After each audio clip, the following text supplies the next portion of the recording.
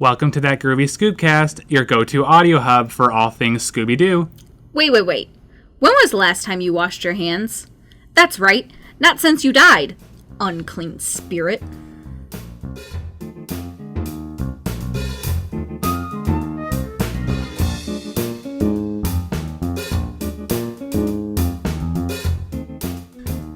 Hey guys, I'm your host Derek. And I'm Shannon. Thank you for joining us today. Today we're going to be diving into Be Cool Scooby-Doo.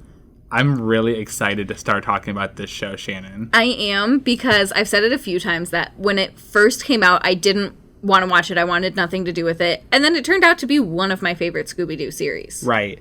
I feel like as this podcast goes on in the future, it's going to be a really interesting transition going from Mystery Incorporated to Be Cool, just because they're two drastically different cartoons. And they came out right after each other, kind of. The Be Cool one came out 5 years after Mystery Incorporated. 2 years after it ended. Wow. Yeah. It wasn't a long time. No, but I just feel like we finished Mystery Incorporated and then like a month later we started Be Cool. I'm not really sure. Well, I don't know when we watched it. I can't remember. We watched it on Netflix when Mystery Incorporated was on Netflix. Those 2 years were a blur. Basically. So, like we said, we're going to be watching Be Cool Scooby-Doo. But before we start talking about that, we're going to do our weekly Mystery Machine match. This is our weekly trivia of all things Scooby-Doo. How are you feeling about it this week, Shannon? Decent. Okay. That's all you have to say? I mean, you always get them. I always feel like I could get it, and then I never do. So, you know, down the road when this podcast comes to an end, when we have watched every form of Scooby-Doo out there, I expect you to be able to get these questions right. Every single one. I really hope so. We're going to revisit every single one. Every single question. Every question. That'll be our last podcast ever, is every Mystery Machine match question. Well, as always, Shannon, you can go first. In Mission Undoable, the villain known as Mastermind has his hideout in what famous New York City landmark? Is it the Statue of Liberty? Yeah. Is it? That's the only landmark I know, so. I was trying to think of, what other famous... I've never been to New York City, so I really couldn't tell you. All right, Shannon, here's your first question. What is Scooby-Doo's full first name? Scoobert? It is Scoobert. Yay! It's probably the only one I know. Right. That's one for each of us. I think you taught me that. Probably. It was probably when that meme was going out about how Scooby's real name is Scoobert Doobert. Yeah. And that shit pisses me off because it's not true. Anyway, what's your next question? Matthew Lillard, who plays Shaggy in the Scooby-Doo movie, had the role in what teen horror movie?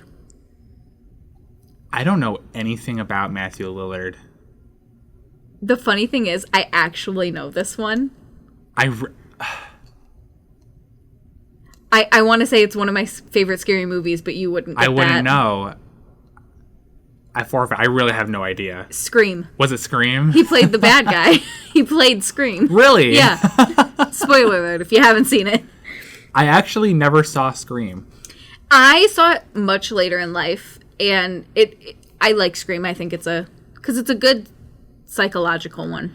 My dad scared me in a Scream costume when I was younger.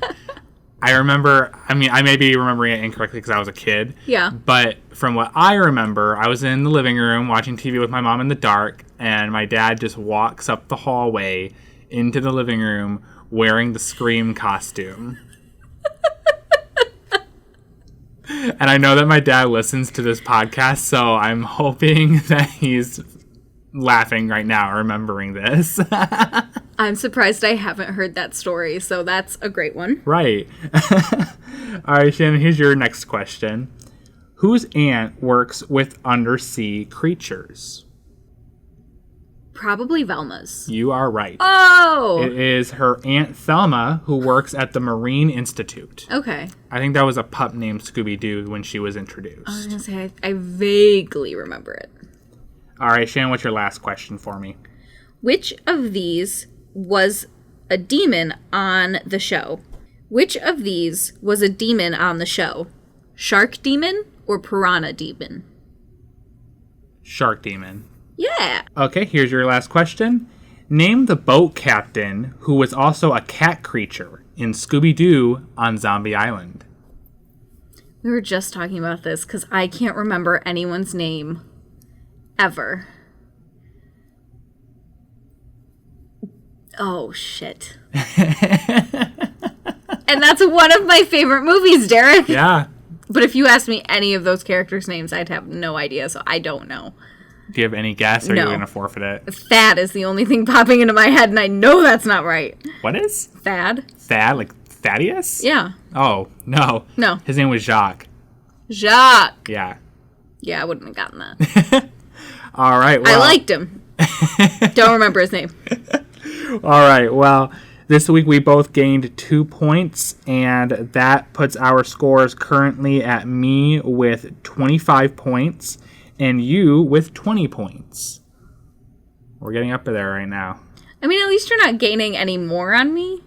Yeah, you kept up with me this time. But there's not, I'm not catching up. There's 2 more episodes of this season left, Shannon. So that means you'd have to miss every single question for both episodes, and I'd have to get all 3 right to pass you. Yep. I highly doubt that, but, you know, God works in mysterious ways. Right. Well, you ready to start talking about Be Cool Scooby-Doo, Shannon? Of course. Okay.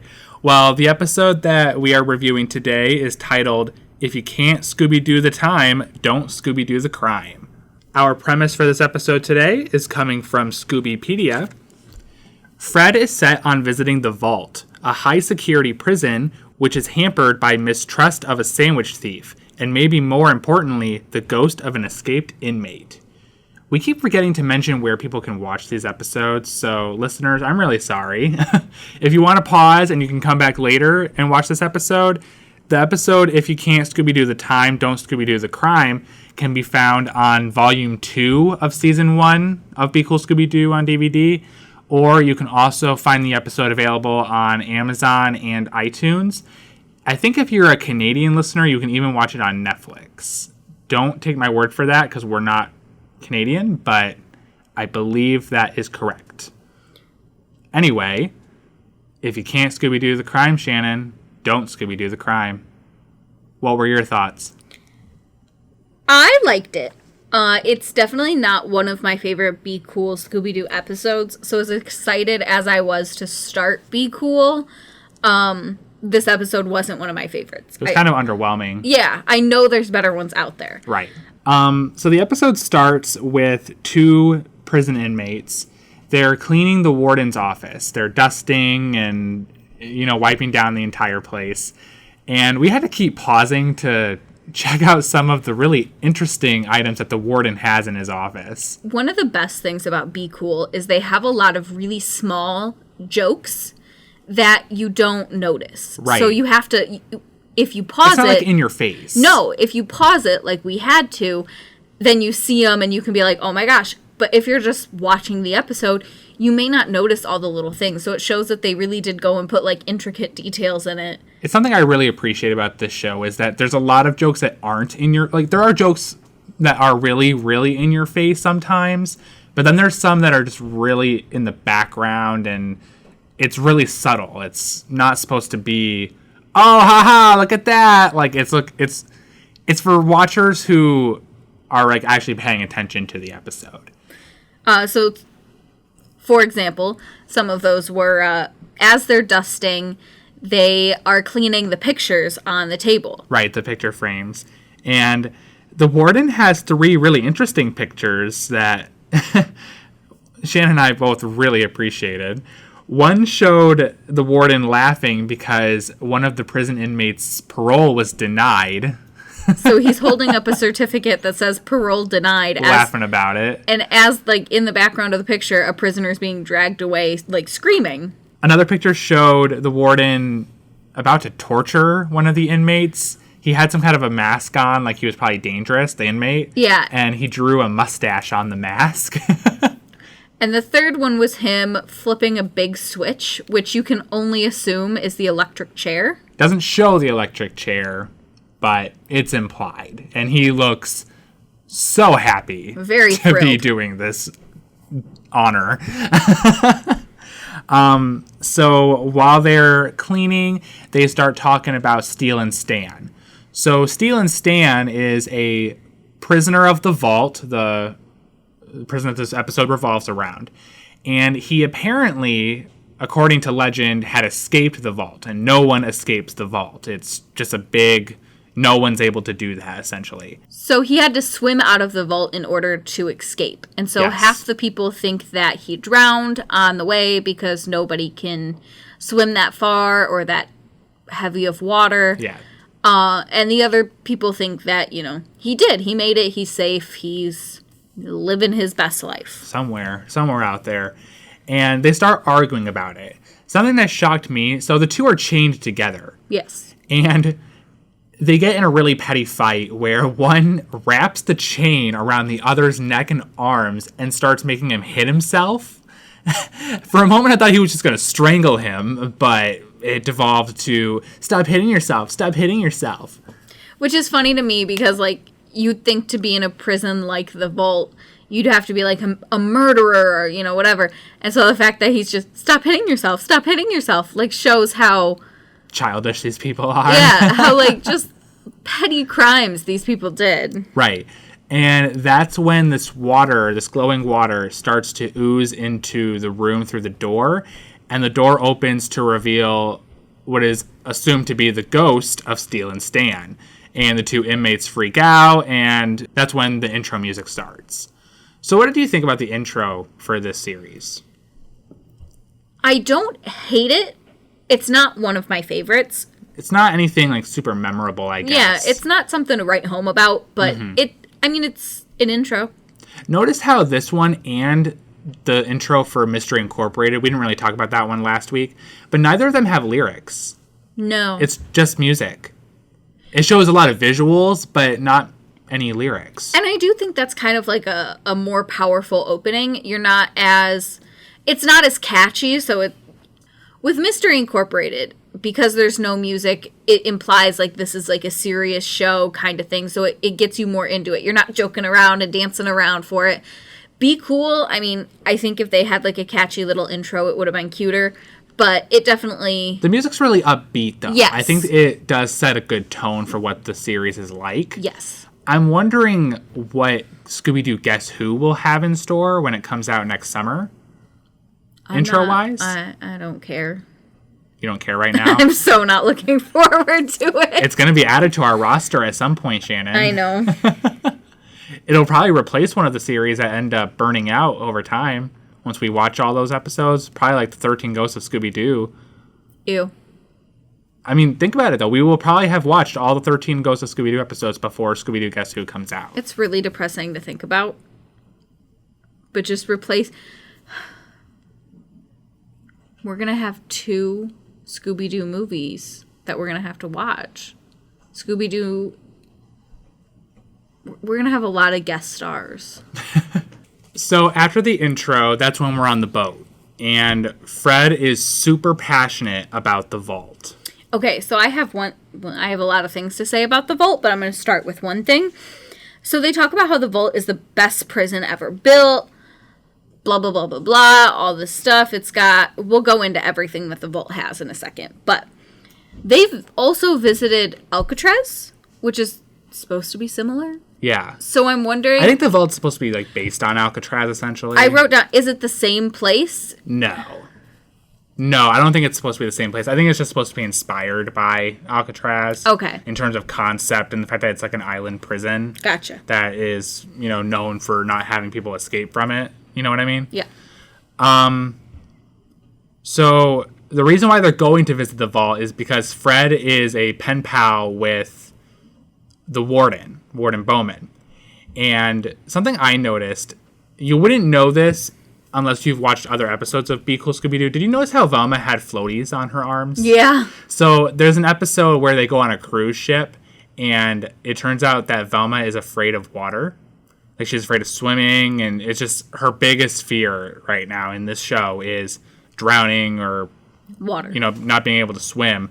So I thought that was an interesting thing how it calls back to an episode, even though this series isn't dependent on, being a chronological story. Well, and that's something that I do like about Be Cool is each character has something that is a little bit hung on to. Yeah.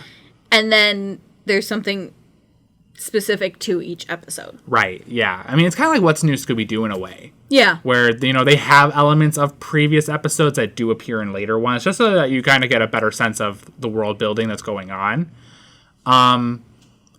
So that's when Fred and Velma was about to start describing the vault. So a gimmick of Velma's in this series is that she basically knows everything there is to know about everything, and when she goes to explain what she does know about a topic, really interesting like blueprint graphics and visuals appear on screen, and you see like really in-depth, cool animation. I like to imagine that that's what she sees in her head as she's talking. Probably. Knowing this version of Velma, I agree. I definitely want to talk about each one of the characters at the end, like how they're different than past versions. But anyway, Fred interrupts Velma because he's the expert this time on the vault. So he starts to describe, what the vault is and all of the crazy conditions that the vault is known for. He says that, no one's able to escape the place. It's all dark, and there's really high security that was designed to hold Stealin Stan. And he starts talking about the exterior security precautions that the prison has, including lots of barbed wire and quicksand. Well, so it's got, I think he said 8 watchtowers. Wrapped in barbed wire. It's got a wall wrapped in barbed wire. It's got landmines, lasers. Quicksand. Great white sharks with lasers. No, great white sharks, and then further great white sharks with laser cannons on their backs. Yep. Yeah. It has... however far it goes, it ends with, glowing green future robots. Right. Those weren't real. That was him embellishing. Well, and at the end he goes, I may have embellished towards the end, yeah. So that's when Fred looks into his bag and notices that his tuna fish sandwich is missing. He quickly accuses Shaggy of eating it. And Shaggy's like, what? I didn't take your tuna fish sandwich. So Fred doesn't believe him, obviously. I mean, if Shaggy said that he didn't steal my sandwich, I don't know necessarily if I'd believe him either. I would jump to Scooby next. Yeah. It's not wrong for you to assume that Scooby and Shaggy are probably the ones that did it, considering their track record. Yeah. He doesn't believe Shaggy at all. Yeah. So he starts digging around in Shaggy's mouth. Yeah, he reaches his arm down into Shaggy's stomach. First, he does that, and he pulls out a set of keys, a key ring. Yeah. With quite a few keys on there. That was troubling. It concerned me. How did he swallow those? How did he expect those to come out? Whose keys are they? Then Fred starts to... listen to Shaggy's stomach. No, Fred starts to pick around Shaggy's teeth. Oh, yeah. They're nasty. Those are disgusting. I don't know when Shaggy last went to the dentist, but that dentist is not going to be happy when he comes in next checkup. So then Fred starts listening to his stomach, and he says that he can tell that it is a fresh, whitewater fish? Something like that. Because, and Scooby was like, how can you tell? Because salmon makes a noise, whereas a tuna fish makes a noise. I'm definitely going to insert the audio from the episode here because I really want the listeners to know what we're talking about. We're not insane. This actually happens in the episode. This is a real episode, guys. Clearly you've eaten something in the last 24 hours. Shaggy eats every 4 to 10 minutes, Fred. Shh. I hear the sound of fish being digested. The very distinctive gurgle of saltwater fin fish. How can you tell? Partially digested freshwater fish, say your common trout or salmon, makes a sound. whereas tuna makes a more definitive sound. See? But I didn't take your tuna fish sandwich. Honestly. I'm sorry, Shaggy. So that happened. And after all that, they finally arrive at the vault. So, you know, we had just gotten done hearing Fred's explanation of what the vault is like, and we get there, and immediately a watchtower tips over And crumbles just to pieces. It looks decrepit, which makes me wonder how long ago the cold open was. You know, because the cold open, there were prisoners in the prison. Like, it was an operating prison, and now it's not. Like, how long of a period passed between those two events? I never even thought about that. I'm not thinking about it until just now. Like, I didn't even write that down. I'm Yeah. just now thinking about it. The fact that the vault now looks like it's been around for, like, years since the ghost was around. And it did get closed down because of the ghost of Stealin Stan. I assumed. Yeah. So did it just completely get shut down in, like, a week? That's insane. I don't think so, because watchtowers aren't going to go bad like that. I Right. mean, it had to have been, like, decades. I don't know. I don't even know how old the vault is supposed to be honest. They may have mentioned it in the episode, but I didn't write that down anywhere. But then also the warden hasn't aged a day. Well, yeah, that's true. Because we see a picture of him in the cold opening. Weird detail. It's not a big deal to me because I didn't even write it down while watching the episode, but Come to think of it, come to think of it, yeah. So they go to enter the prison, and that's when they meet Ravi, the prison security guard. Now, I don't know if you guys remember how we reacted during Gold Paw when they took the whole van apart and when they got to like Fort Knox, searched yeah. the guys. I mean, it was crazy. This one, it's one security guard. And he's kind of worse. Yeah. He lets everyone in, and he says that he has to do a check, which Velma and Daphne both make the point. It's like, the prison's closed, and we're not prisoners. We're visitors. There's But- no prisoners here for us to, like, do anything. Supposedly it was his fault that Stealin Stan got out. Right. And so now, like, he's just freaking out all the time he's about really everybody. paranoid about it, yeah. So they do, after he, Does the general, like, the wand and pat down, yeah, he slides a x-ray over screen, yeah. and does a regular x-ray, which Shows their skeletons, pretty, yep. Normal.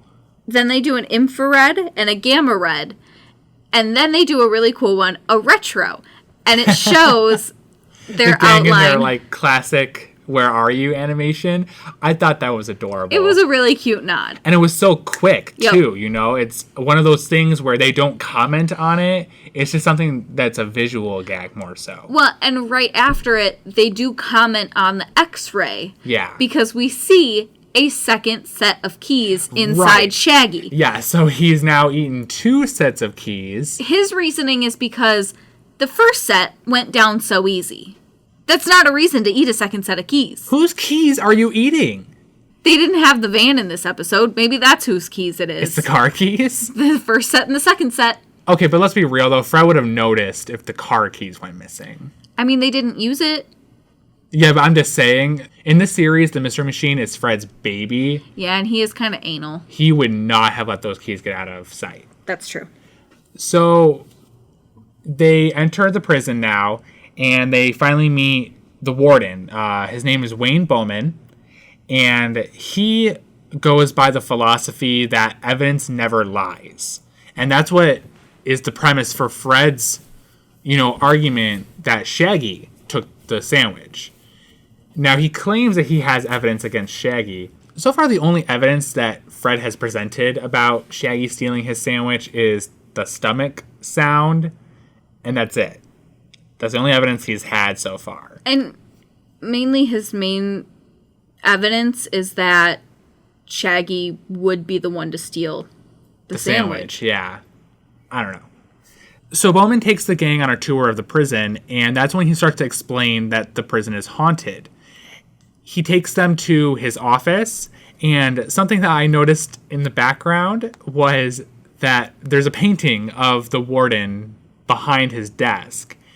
And it's the exact same stance as he's standing in. So it's like a live portrait, kind of. It's like a mirror. Right, basically. And it changes throughout the episode, too. It's not the same. No, because in the cold opening, it was a picture of him with 2 thumbs up. And this time, he looks a little serious, hunched over the desk. Yeah. And I think later on, it shows him scared or something like that. Another detail is that both that painting and another painting that are in the room, the frames are wrapped in barbed wire. Which is just a little gag to the beginning of the episode when Fred was saying that absolutely everything, except for basically the great white sharks with laser cannons on the back, are wrapped in barbed wire. Yeah. You know, it does actually come to play in the plot later on, though. Like, it is kind of there, it's just a subtle, ha-ha, but it does come up later. Yes. Anyway, Fred bickers with Shaggy some more about the sandwich, and Shaggy's like, but I didn't. And Fred's like, yes, you did. But I didn't. Yes, you did. But I didn't. Yes, you did. Is that where he says, that's as guilty, or that sounds almost as guilty as, I didn't eat your sandwich, Fred. And he's like, but I didn't eat your sandwich, Fred. And he's like, see? Something like that. That happens sometime. They bicker about this sandwich the entire episode. And, like, I don't want to say it gets funnier every time, because it really doesn't. But they make it different every time. So it's not like it's the same. I mean, it is the same argument over and over. But they kind of make a different gag every time. Well, they bring it up in different kind of conversations. Yes. So at one point, it's, well, the evidence never lies. And he's like, yeah, Shaggy. Right. And then, at one point somebody says something and, Fred, like I said, says, that sounds almost as guilty as, I didn't eat your sandwich, Fred. And then he repeats them. So it's different, a little bit different every time. And so it kind of makes you chuckle. A little bit, yeah. So Bowman says that the gang are more than welcome to look around the prison for any clues pertaining to the ghost that's haunting the prison. So they start to look around. Scooby is sniffing the floor, and that's when he starts to follow a trail. And Fred's like, ooh, did you find a clue? And Scooby really swiftly responds, is food a clue? He said that like so sarcastically, like, really, Fred? Come on. Come on. And then you're not going to question that Scooby's not the one that ate your sandwich? Right.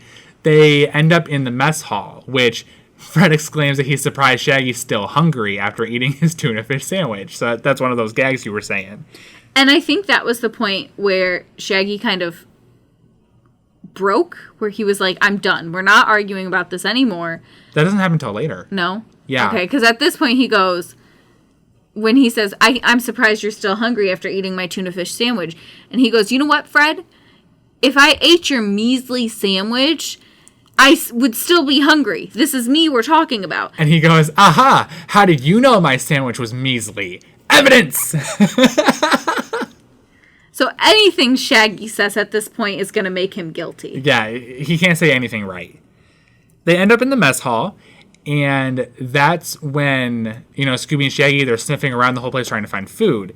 And Daphne and Velma start to exclaim about how... it smells like seawater. Well, wet garbage. Wet garbage floating in seawater. With a little bit of... expired yogurt. Wrapped in moldy carpet. It turns out it's Stealin Stan right behind everybody, and they all freak out. So Fred, Daphne, and Velma, they run one way, and Scooby and Shaggy, a cool thing that I like about them in this series that they do more than in other ones is when they do a whole act in order to trick the villain. So they lead the ghost into the back area of the cafeteria where, the employees would be working, or, where the food would be being served. And that's when Shaggy and Scooby quickly change into prison garb, and they're just like, hey, what's for dinner? And he goes, grrr. Grrr. And he's like, grrr, we had that last week. And they just go back and forth about, we'll take a side of this and a side of that. And, the ghost is just grunting, and he's just like, what are you talking about? So Scooby and Shaggy, they lead Stealin Stan into the back, and they start talking about how he hasn't washed his hands. And it shows his hands, and they are nasty. They are nasty. Shaggy's like, wait, when's the last time you washed your hands? That's right, not since you died. And Scooby just really quickly, unclean spirit. Can we talk about what Stealin Stan looks like, though? He's hideous. Oh, he's disgusting. He's wearing an orange prison suit. He's got, like, long, like, green-gray hair. It looks like seaweed. He's balding. He's huge. Like, he's really tall and kind of beefy. He's got chains all around his arms and legs. So he has, like, a full chained-up thing. So it's around his neck, around his it's arms, like around his collarbone and everything. Like, he's a really dangerous looking criminal. guy, yeah. And it looks like he's got, like, algae and seaweed all coming down him. And then his skin is, like, a glowing blue color. So he's got a lot going on in terms of design. And he's just like, oh, what? And Shaggy and Scooby, are just like, go get some ingredients and go back there, wash your hands. And they leave him in the back pantry. And he's fooled. And he starts, like, actually looking around for food. And then he's like, oh, wait, crap, no. Right, and by that point, Shaggy and Scooby are gone. So the gang reunites outside the mess hall, and that's when they all start to freak out because there's this sudden black light that's shining on all of them. Shaggy and Scooby are just like, what is this? And it turns out that Ravi, the security guard, is now checking them with black light because prisoners like to leave secret messages to each other. Yep. And he's suspecting that they're going to do something. And again, Daphne's like, is this really necessary? Like, shouldn't you be looking for the ghost as well? So, like we said earlier, Ravi is partly responsible for Stealin Stan escaping. And this is when we learn that he's kind of hoping that Stealin Stan is innocent so that his mind can kind of rest at ease that a prisoner has escaped from the jail. Well, and he says that Stealin Stan used to always say that he was innocent. Right, and he would always write letters trying to get people to corroborate the story as well, but nothing just ever happened. He says that if they're going to find any clues about Stealin Stan specifically, they'll find some probably in his cell in D Block. So they go to D Block. There's a room with an electric chair, another one with a giant drill. It looks like it's, like, for people getting, like, work done on their teeth, but it's gigantic. Yeah. Like Courage the Cowardly Dog gigantic. Oh, yeah, my God. Yeah, that's a really good comparison right there. So then there's another one with just a chair and a spotlight, and you're kind of like, oh, what's that? And then suddenly a great white drops from the ceiling to eat whoever's sitting in the chair. You know how sharks are just everywhere in this prison? They jump out of the water and attack seagulls. Like, it's They're just in everywhere. the prison itself. It's just crazy. So then you get to Stealin Stan's room. And compared to all of the others, he's got a really nice room. There's no torture device. Right. And that's when it turns out he stole Ravi's blacklight. He starts chasing Shaggy around the room because now he's going to find the tuna fish sandwich oil on Shaggy somewhere. Right. So he starts chasing Shaggy around the room, and Shaggy's running. And suddenly they find, because he, like, throws the black light up, like, the light goes up against the wall at one point. No, they were still fiddling, and that's when Daphne was like, wait, shine it back on that wall. Yeah. And he does, and, Fred shines it on the wall, and it turns out there's a bunch of different numbers and number combinations all over the wall. It's that there's stuff that's crossed out on there. They're wondering what it's for. Fred suspects that it's, like, a countdown of how many days he has left in prison. Well, and a few of them looked like calendars. Kind of, yeah. I really like this clue for a Scooby-Doo episode because I don't think, I could be wrong, but I don't really feel like we've seen a secret message hidden in a Scooby-Doo episode and been discovered through blacklight. And even if we did, it was probably not as in detail as this one. I mean, this one, the whole wall was covered in numbers. And it was an accident finding it, too. Yeah. There was a blacklight in the situation for a reason unrelated to the mystery. It was being used so Fred could do his stupid tuna fish sandwich gag. But they actually find a really helpful hint, a clue, for this entire mystery through that. And that's just something I don't really feel like I've seen before, which I really appreciated for this episode. I did. Now, my only question for it is, cool hidden message. Yeah. How did Stealin Stan see it? Did he have his own black light hidden somewhere? That's a good question. I don't really know. Something, again, I didn't think about until now. Geez, you're right. I didn't think about that either. With the same black light, they discover footprints leading up to this wall in the cell. So Shaggy goes and follows them and goes to lean on the wall. Well, wait, because Shaggy says, well, of course, after writing invisible numbers on a wall all day, of course you just want to go and stand and stare at a wall.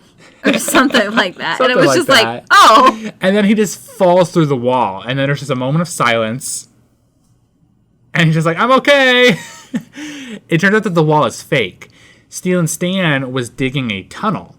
And this tunnel was his way of escaping the prison. So the gang go through and they follow it.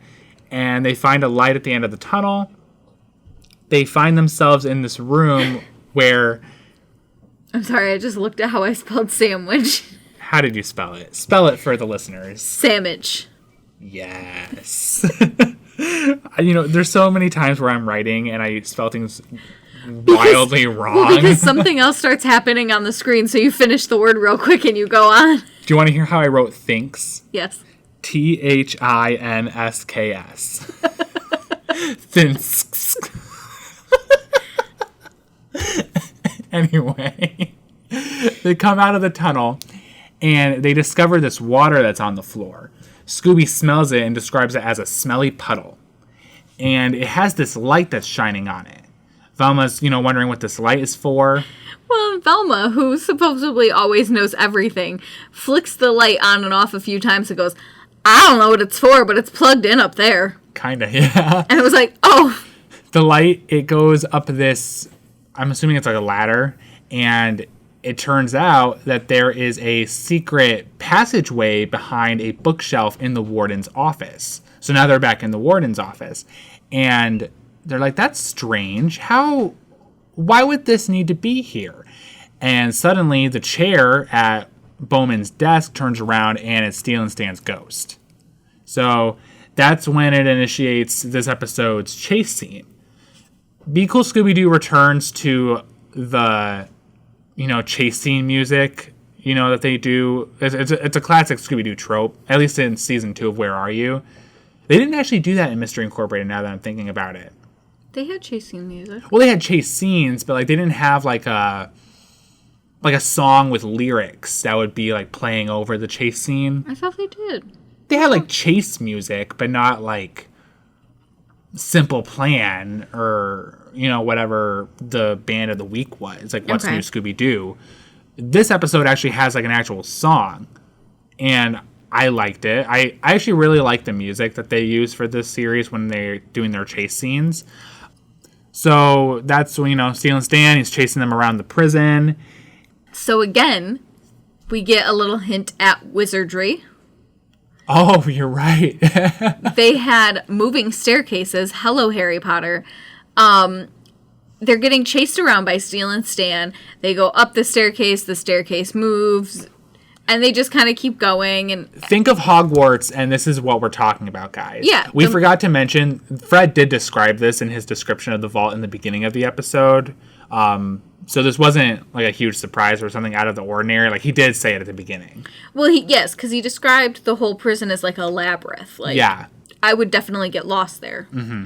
I mean, I've said I would get lost at Hogwarts also, so there you go. But I thought it was funny. Moving staircase, it helps us with our thing that, there's definitely wizards. Yeah.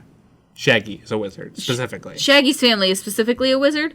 Maybe that's what his dad does. Is he makes moving staircases for prisons. That's his profession? Yeah. We don't get a profession for him, do we? In Pup Named Scooby-Doo, we did. No, right now. He's not in this series. Well, there you go. That's what he does. Well, none of their parents are in this series. But I'm deciding that's what his dad does. So in this series, Shaggy's dad is a professional magic staircase creator. Someone's got to do it. Okay. So they now are outside the prison, and the ghost is chasing them, and they're avoiding all these other obstacles of the prison, including landmines and lasers and quicksand. And then they run up one of the watchtowers, and they're climbing up the watchtower, and they all stop because the seagull just lands on the ladder. The music stops. It just goes silent. Everyone pauses and looks at it. And a laser hits it. Lasers. So a laser hits the watchtower. It cracks in half, But does that stop anyone? No. No, it like falls over onto one of the sides of the outer prison wall, and the gang continue to like hang like monkey bars on the ladder trying to escape the ghost, and they end up escaping him once they get back inside through a mail, like a postal mail chute, and they end up down in the mail room of the prison. That's when they discover all of these undelivered letters. So, you remember before we had mentioned that Stealin Stan had been constantly writing these letters trying to get himself out of prison, try to get people to help him prove that he was innocent. Well, his alibi was that he was at a water park. By himself. The day of the crime. It was a bank heist, I think it was. Yeah. Something like that. And, you know, Velma makes a note of, like, why would there be so much undelivered mail in a closed prison? I'd also like to point out that he signs his letters Stealin Stan. I'm going to theorize that Stealin is his first name. And if you name your kid Stealin, you're kind of only giving them one profession. Right. So, after they discover the mail, Fred and Shaggy get into it one last time about the sandwich. And Shaggy, at this point... snaps. Yeah, he snaps. He's just like... I've eaten a lot of tuna fish sandwiches in the past, and not all of them were technically mine. And he's like doing like quotation marks and just trying to make a case, but it's really incriminating. Well, and he goes on and on and on, but the gist of it is, you know, I've eaten all of your tuna fish sandwiches, every single one that I could get my hand on, but I didn't eat this one. And Scooby cuts in and he's just like, you're not helping your case. Yeah. And he goes, I didn't even know that one was in there. And Scooby says, otherwise he would have eaten it. Right. He goes, yeah. And this whole thing, so Shaggy is just going off on Fred about, you know, I didn't eat your sandwich. Essentially, fuck off. Like, just quit talking to me. I'm done. I didn't eat your tuna fish sandwich. Just go away. Right. And all the meanwhile this is happening, you start hearing chewing noises. So everyone stops and Fucking starts to Daphne, look over at Daphne, who's sitting and eating the sandwich. She's eating the tuna fish sandwich. And you're just like... Fred's like, Daphne, did you take my tuna fish sandwich? Now, her justification for not telling Fred that she's the one that stole the sandwich was because Fred was making a lot of good points, and at one point even had her fooled. Yeah, she's quoted. I wrote down exactly what she said. She said, "You even had me convinced Shaggy did it." Fucking Daphne, man. If you've never watched Be Cool Scooby-Doo before, Daphne has like a gimmick or something in every episode, and I guess in this episode it's just her taking the sandwich. I wasn't super impressed with this though, as like being her gimmick though. Because it wasn't her until the very end. Yeah, like the entire episode she's being normal. She's completely void of this gimmick that regular Be Cool fans have come to expect of her. Yeah. We'll, describe a little bit more of it at the end, but I thought it was a really funny reveal nonetheless. Yes. Now the gang are ready to start trying to trap the ghost. They go into the warden's office and start packing all of his shit. They start throwing all of his picture frames and trophies and stuff into a box. They put a big cork plug on his fishbowl. Yeah. And, they start just throwing everything together. And that's when they take this safe that is in the warden's office, and they said they're going to pack the safe. And that's when Stealin Stan pops in. He, attacks them. And I don't remember exactly, how the struggle went. But ultimately what happens is Stealin Stan, he gets pushed up against the barbed wire, which is on the picture frames in the office. Oh, wait, because they push the bookcase on him at one point. Right. They pushed it down. He burst out from underneath it. And Fred put handcuffs on his hands. And I wanted to know that Stealin Stan was, super strong, which I get he's a ghost. But he was really... because he broke the chain. Did he? Yeah. I don't remember this. It was really intense. For 2 seconds. For 2 seconds. So, like I said, he gets pushed up against the barbed wire, and it turns out the costume is like full of water. Full of water. So it starts to, empty out, and his suit starts to deflate all over the place. And he goes behind the desk, and, the gang are just like watching from the other side in horror. Like, I will say what was that? It was a little creepy. I mean, Be Cool definitely like made a joke of it, so you were never like, oh, that was scary. But like any other series, it would have been scary. His hand came up. Oh my God, it was disgusting. It looked like a decaying hand. It like did. The green fake skin that he had on was peeling. It was disgusting. Right. And any other series would have made that horrifying. Right. But like Be Cool made it kind of, it was still scary, but not like, oh, I'm scared. Right. Anyway, so his green skin is like paint or something, and it's peeling off, and it just No, looks... it isn't. That's the outer layer of the costume. Oh. Yeah, it's just like filled with water. Oh. Or something like that. It was nasty looking. It was gross. It turned out that the ghost of Stealin Stan was actually Stealing Stan. And that's when Ravi and Bowman pop into the office, and they're like, what's going on here? And now Velma and the gang, they start to explain away everything that happened. Basically, Stealin Stan had been sending out, his letters to get his alibi corroborated. It wasn't working. Bowman, the warden, was actually blocking his letters. And Ravi points out that the warden was so concerned with having a prison that no one could escape from, he was willing to keep an innocent man in jail. Right. So Stealin Stan escaped his cell by, digging the tunnel, and he was living in the walls of the prison because he couldn't actually escape the prison itself. He was using the smelly puddle, as Scooby dubbed it, to grow algae, which helped his costume essentially glow and, make him look like a ghost, which would make both the prisoners and, the prison staff think that he had escaped, drowned, and now haunting the facility. Yeah. He was trying to get to Bowman's safe, which is what the numbers that was in his cell were for. He was trying to, get the combination. The safe code, yeah. Yeah. And inside is the evidence that would prove that Stealin Stan was, in fact, innocent. And the evidence, by the way, in this big-ass safe that he has... It's huge. ...is one picture with Stealin Stan in a tube going down a water slide with the date of the bank robbery on. Right. It shows the exact day and time that matches the moment that the heist was going on at the bank. So it shows that he was innocent.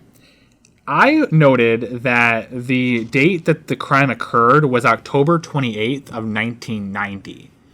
The reason why I wrote this down, it was really interesting to me, is that a different episode, I don't remember what the plot was. All I know is that they were dealing with a town that was thriving back in the 1960s, I think it was. Or maybe it was the 1950s, one of the two. And the gang had basically said that this was going on about 50 or 60 years ago, which made me realize that Be Cool Scooby-Doo takes place in 2016. If that's the case, Stealin Stan has been in the vault since 1990. Stealin Stan has been in the vault for 26 years. Yeah. Holy crap. I mean, the warden's kind of an asshole. Major asshole. The funny thing is that if you pay attention to the beginning with all the pictures and everything, it's showing that he's like the #1 warden of the year. And, right. He enjoys torturing and denying parole and everything. It's kind of not a surprise that he'd be willing to stoop this low to keep someone in jail. He's kind of a psychopath. Yeah. I wanted to note that this isn't the first episode of Scooby-Doo, or of Be Cool Scooby-Doo, but it's the first episode we're seeing. And so the first episode for us, our first bad guy is actually a good guy. And someone else who is portrayed as a good guy is actually the bad guy. Yeah. It's an interesting, misdirect, essentially. My last notes that I really have for this episode is that Ravi decides to take Bowman away, and he puts on a rubber glove. Robbie does. I don't know what he's going to do to Bowman. I'm concerned. My only guess is that that's going to be the cough test. Ah. And it's not fun. Meanwhile, Stealin Stan is thanking the gang. He's like, I never thought anyone would believe me. And now I can live innocently thanks to you meddling kids. I like that he threw in the meddling kids thing. Yeah. It's just a cute throw in. And then he starts eating a tuna fish sandwich. That he supposedly stole from Fred. That kind of made me sour about the episode a little bit. I mean, we've sat through this entire episode concerned with who stole the frickin' sandwich. And Daphne stole the sandwich. But now Stealin Stan stole the sandwich? Which is implying that there were two sandwiches.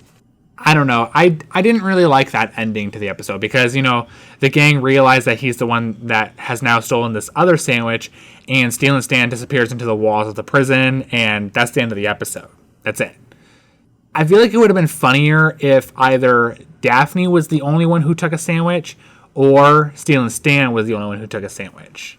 And the only thing that would have been bad with, if they had just gone with Stealing Stan was the sandwich went missing on the boat. Right. And, that wouldn't have made sense. So, yeah, Daphne should have been the only one who took the sandwich.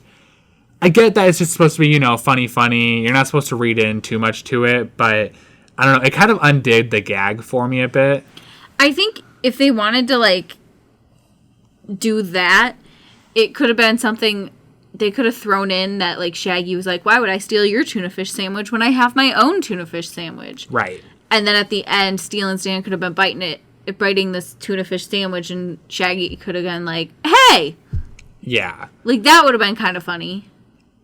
I don't know.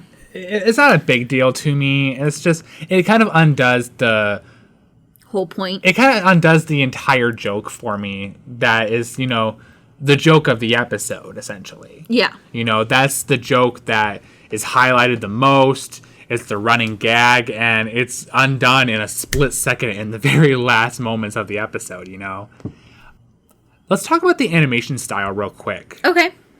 I remember when the show was first being announced and we were seeing original concept artwork. I actually wrote a very long post about this on my Do Central blog about how, you should never really judge these shows based on solely the animation. There's lots of shows that I find really, really funny, but the animation's not really all that. And Be Cool Scooby-Doo, people are constantly comparing it to Family Guy, and it makes me so angry when I hear that. It's just, for one, everyone kind of sees the similarities. It's not that similar, in my opinion, and it's just overdrawn. But furthermore, I hate that a lot of Scooby-Doo fans either solely don't like this show or don't even give it a chance based on how it looks. And I was almost one of those people. Yeah. But, you don't judge a book by its cover, and you sort of forced me to watch it against my will. But I do enjoy it. Like I said, you're glad I did it. I did. Some of my favorite Scooby-Doo episodes across the board come from this series. Yeah. In fact, it's probably one of my more favorite series in the franchise, honestly. It's not my favorite, but it's definitely up there. It's definitely better than the new Scooby-Doo movies. Oh, hell yeah, definitely. And it just makes me sad to think that, people don't give this awesome cartoon a chance just because they don't like how drastically different it is from the classic show. Do you really want the animation of the classic show? The classic show was garbage. Let's be fully honest. Yeah, there's nostalgia, there's beautiful paintings and backgrounds, and the monsters were really cool in design, but the animation was awful. I mean, guys, there were times where the Mystery Machine was backwards. There were times where, people's limbs and colors are missing. And, and that just ultimately comes down to the fact that, Hanna-Barbera was known for quantity over quality. We discussed this in our last episode. Yes. And you cannot say that animation and those conditions for what made a cartoon are better than what we have here in Be Cool Scooby-Doo. I'm not saying that Be Cool Scooby-Doo is fundamentally better than Where Are You? Because, Where Are You is the basics. If you want to know Scooby-Doo, watch the basics before you really move on to anything else. But to say that the animation of the classics was better is kind of misleading because you're thinking about the actual art style, not the animation. The animation was flat out garbage. Sorry. Yeah. I love the show just as much as the next guy, but I will be one of the first people to say that animation was terrible. Be Cool Scooby-Doo has got the animation down. The art style is not as appealing, but the animation's solid. Yeah. Everybody moves the way they're supposed to. All their limbs are there. No one's missing an arm. When Velma talks, it's Velma's voice. My God, right. That happened all the time in the classic Where Are You cartoon. So yes, you're more willing to give, Where Are You a chance, but Be Cool, I think, definitely deserves a chance. If you're not willing to do it, you're not willing to do it. We're not going to peer pressure you. But I think we'll look down on you. Derek will look down on you. I will. Oh, yeah, I will. Hell yeah. I'm looking down on you guys. Wow. I'm sorry. I'm a firm believer in not judging of the book by its cover, especially with something like this. I'm going to say if we weren't friends, I would have never watched Be Cool. And like I said, I wouldn't miss anything because I would have never seen it. But because I have watched it, I think people should at least give a few episodes a try. Mm-hmm. As we go along in this series, we'll point out, this one was my favorite, this one was, my second favorite, whatever. I think you guys should at least definitely try and give some of them a try. Definitely. This one, don't start off with, I'd say. If you've never watched it before, this might not be the place to start off at. I would honestly just start off with the first episode, exactly. Mystery 101. I think that episode's a really good introduction to the style and tone that Be Cool Scooby-Doo is going for. And this episode's not a bad episode. Don't get me wrong. No. I gave it a pretty positive rating relatively. But it's not the best. So, for If You Can't Scooby-Doo the Time, Don't Scooby-Doo the Crime, what was your rating for it on the Scooby Snackometer? I gave it a 6. A 6? Okay. I liked the episode. Again, not one of my favorites for the season, but I did like it. I liked it. I agree. I actually gave it a 6 as well. I did enjoy the jokes that were in there. Like I said before, the end kind of undid the overarching joke, but the characters, you still get a good sense of what they're like. The bad guy is pretty scary in terms of design and threat. There's a lot of really funny little gags that are existing both in your face and in the background that make me appreciate it even when I'm watching it like a year after I watched it the first time. And it's not a bad episode. No. I would definitely recommend the episode. Not as your first Be Cool Scooby-Doo episode, like we unfortunately have been randomized to do, but I would definitely say give it a watch. Don't skip this one if, don't let this one go. So that gives us an official 6 on the Scooby Snackometer for If You Can't Scooby-Doo the Time, Don't Scooby-Doo the Crime. Are you ready for a cool fun fact of the week, Shannon? Of course. All right. This fun fact is actually relating to Daphne in Be Cool Scooby-Doo. It is one of her gags, actually, but I thought it was just a really fun thing because it's the only time that we've been given a definitive date, but her birthday is December 25th. She was born on Christmas. It's a horrible Christmas gift. Shoving a child out of you on Christmas Day. I would hate that. She, in that episode, is trying her best to celebrate her birthday because Christmas overshadowed it, which is sad. It's really sad. We have a friend that has a similar... Yeah, but her birthday isn't on Christmas. No. Like, Daphne is Christmas. I thought it was cute. But something that's really interesting with that is that while we were never given a date of when Daphne's birthday is in the past, we were given a rough idea of when it was. And it's not on Christmas or around winter, actually, in Scooby-Doo on Zombie Island. In that movie, the gang reunite to surprise Daphne with a road trip because it's her birthday. And the whole mystery for that movie revolves around the harvest moon. Mm-hmm. You know, because the cat creatures need to, you know, find their victims on the harvest moon. And the harvest moon is at the end of the summer. Yeah. Or beginning of fall. In fact, like this year, it falls on September 22nd, which is 3 months before Daphne's Be Cool Scooby-Doo birthday. Huh. I will chalk it up to the fact that those are completely different universes. Yeah, but still interesting. Fun facts. Yeah. So, Shannon. Yeah. I'm really excited. Why? Because we have now officially watched an episode from each Scooby-Doo TV series. So what's that mean? We're now going to watch our first movie. Really? And what movie is that? Well, let's check the randomizer.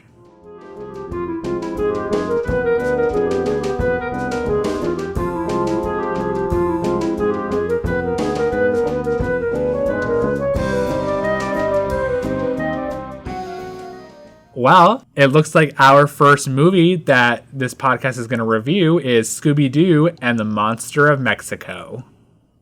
Can we wear sombreros? You want to wear sombreros during this episode? Listeners, you won't be able to see them while you're listening to this episode, but we will be wearing sombreros. Just know that they're there. Just imagine them.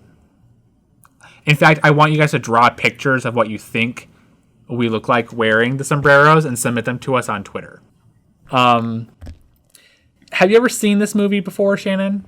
I actually don't think I have. No? It came out in 2003. I'll give you the premise from Scoobypedia. Scooby and the gang are in Mexico for the Day of the Dead, but there's a chupacabra on the loose. Oh. That's it. That's all Scoobypedia says is the premise. Oh.